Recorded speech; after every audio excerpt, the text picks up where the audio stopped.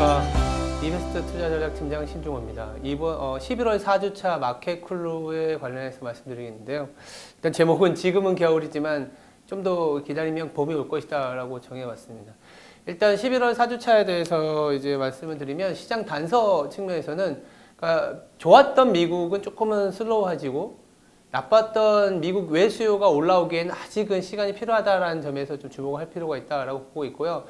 오늘 이 자리에서 말씀드릴 건 한 세 가지 정도 돼요. 첫 번째가 최근에 미국의 기업들의 실적이 특히 이제 가이던스 4분기나 내년에 대한 그림을 좀 그렇게 좋게 보진 않는 상황이 최근에 변동성을 좀 자극했다라는 부분이고, 근데 이 부분이 사실은 좋아지려면 미국 외 수요, 특히 이머징이 좋아져야 된다라는 얘기를 좀 드리고 싶고요. 두 번째는 최근에 미국에서 주택시장의 어떤 지표들이 좀 둔화되고 있어요. 이런 부분들도 미국의 실적 시즌과 함께 최근 이제 변동성의 큰 원인이다라고 보고 있는 상황이고, 더불어서 이게 어떻게 나아져야 되는지에 대해서 말씀을 드리려고 하고 있고요. 마지막으로는 미국의 시장은 좀 둔화되고 있는데 반면에 미국 이외에 특히 이머징 시장이 올라온 속도가 조금은 뭐 회복은 되고 있지만 아직은 좀 징검다리 식으로 넘어가야 되기 때문에 이 시간이 연말 연초까지 좀 이어질 수 있다. 그래서 뭐 최악의 국면을 상정하는 건 아니지만 시장의 변동성은 좀 남아있고, 이 이후에는 오히려 이머징이 좀 올라와야 미국도 올라갈 수 있다라는 얘기를 좀 드리고 싶습니다. 차트를 이제 보면서 말씀을 드릴 수 있을 것 같은데요. 3페이지에 보시면은 아마 이제 차트도 같이 올라갈 텐데, 최근에 이제 10월 달에 거의 대부분의 시장이 한 8% 이상 하락했습니다. 뭐 왼쪽에 있는 차트를 보시면은 특히 이제 지난주 같은 경우에 미국 시장 주도로 상당히 많은 하락을 보였고요. 왜 그러냐 봤더니 오른쪽에 보시면은 그러니까 최근에 보시면 2018년에 미국은 오히려 좀 상승을 했었는데 이머징이 상당히 안 좋았었거든요. 그러면서 소위 말한 다이버전스가 나타났었는데, 이게 이제 어떤 시사점을 주냐면 미국이 혼자 갈 수 있는 시장이 아니다라는 거죠. 그 이전에 2015년에도 14년에서 15년까지 미국은 좀 버텼는데 이머징이 상당히 안 좋은 사이클, 그리고 유가 급락이라든지 중국의 어떤 위안화 절하로 인해서 글로벌 수요가 별로 안 좋다는 얘기들이 있었어요.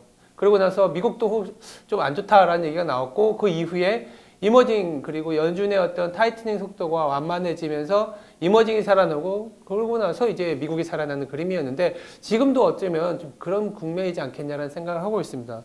왜 그러냐 하면 4페이지에 보시면 제가 이제 어떤 S&P의 EPS, 뭐 QOQ라든지 YOY의 모멘텀을 그렸는데 3분기 이후에 뚝 떨어지게 나와 있어요. 올해 같은 경우에는 미국 같은 경우에 트럼프의 감세안, 거기다가 해외 자금들이 이제 미국 내로 자금이 유입되면서 자사주 매입으로 인해서 EPS 개선 효과가 있긴 있었거든요. 그런데 이제 탑라인, 즉 S&P 매출액 같은 경우에는 어쨌든 해외 매출이 있다 보니까 이 부분들이 결국 받쳐주지 않아서 좀 뚝 떨어지는 모습이 나오고 있는 상황이죠. 가이던스도 오른쪽에 보시면 안 좋게 나오고. 그래서 그 다음 페이지에 보시면 5페이지에는 제가 뭐 구글이나 애플이나 아마존 같은 애들, 팡스라고 할 수 있는 주요 IT 기업들의 해외 매출을 좀 넣어놨는데 대부분 50% 이상이에요.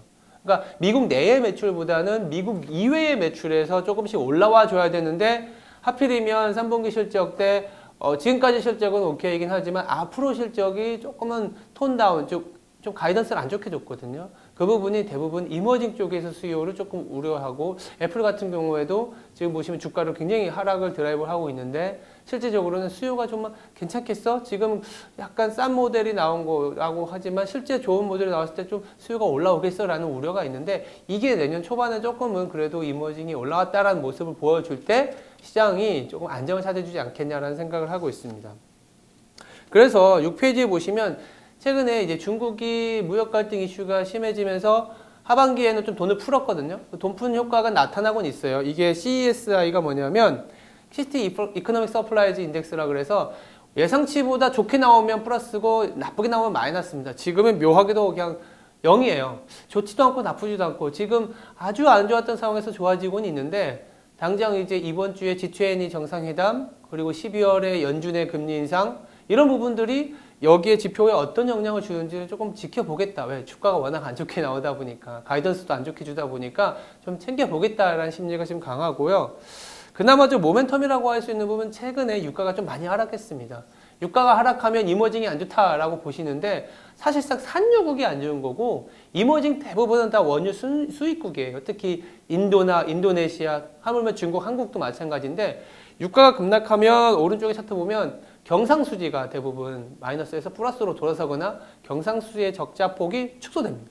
경상수지가 회복이 된다는 것은 자금 유출 압박이 낮아진다는 거기 때문에 대부분의 이머징의 환들도 상당히 안정화될 수 있고 이런 효과가 저는 내년 1월이나 2월 중에는 PMI나 아니면 주요 경제 지표에서 나타날 수 있다고 보고 있는데 그때부터는 이머징 시장이 좀 힘있게 올라갈 수 있는 상황이 되지 않겠냐라고 보고 있고요.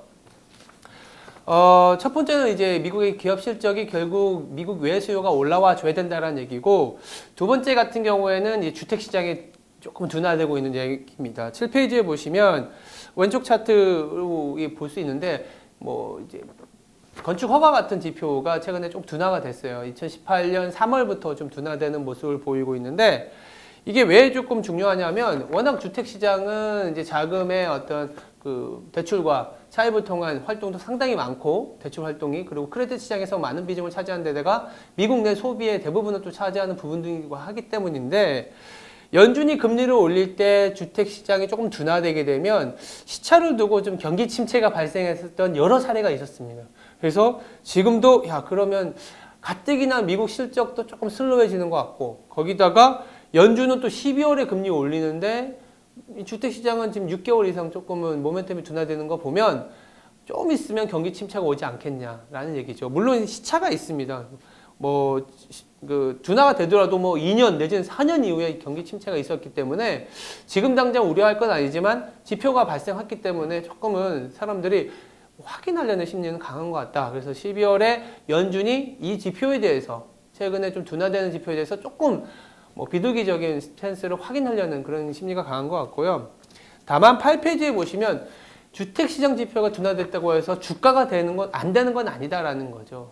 오히려 주택시장이 조금은 둔화됐어도 주가는 더 갔었는데 왜 그러냐면 그때가 경기 후반의 어떤 확장 사이클이었기 때문이고 대부분이 왜 어떤 내용이 나오냐면 8페이지 왼쪽에 보시면 총 민간 투자에서 주택을 제외한 다른 민간 투자가 많이 올라갔었기 때문이라는 거죠. 경기가 좋기 때문에 디맨드, 즉 수요에 대해서 투자를 많이 했었던 거고 그렇다면 지금도 주택시장이 조금은 둔화되더라도 이 민간 투자에서 좀 올라와 주면 되는데 아이러니하게도 재밌는 거는 9페이지에 보시면 최근에 민간 투자, 특히 미국에서 많이 일어나는 게 IT 그리고 무형자산 쪽이에요.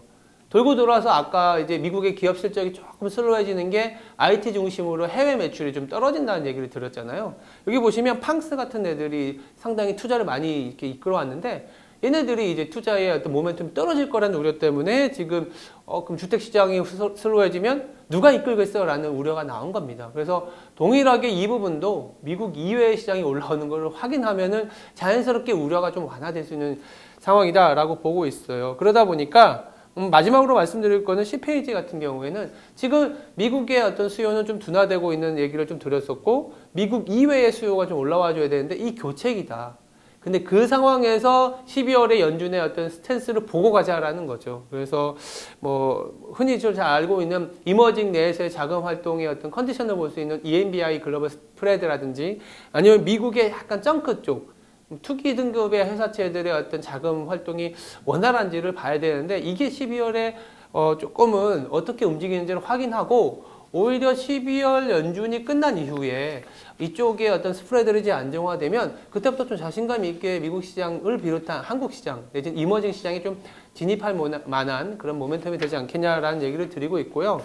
마지막으로 이거는 약간 긴 얘기이긴 한데 11페이지에 보시면 예전에도 한번 말씀드렸던 것 같아요. 어떤 거냐면 금리를 올리는 사이클에 대부분 보면 밸류에이션 주식들이 좋았는데 지금 같은 경우에는 투자와 생산성을 갖고 가는 거는 아까 팡스처럼 IT나 무형자산의 어떤 생산성이 높아지고 있기 때문에 이후에 좀 더 금리를 올릴 수 있는 환경 같은 경우에는 러셀 그로스나 내지는 고밸류에이션 주식이 더 될 수 있다는 얘기를 드리고 싶어요. 그렇지만 당장 지금부터 내년 한 9월 중순, 그러니까 2019년 중순까지는 미국이 금리를 올릴 수 있을 만한 이머징의 어떤 속도가 올라와 줘야 되는 거기 때문에 일정 부분 뭐 가치라든지 이머징 쪽으로 약간은 수익률이 조금은 회복이 되는 그림이 나오고 나서 이후에는 그동안에 보여줬던 IT 내지는 팡스 고 밸류에이션 뭐 그로스 주식들이 또 2019년 하반기에 좀 치고 가지 않겠냐.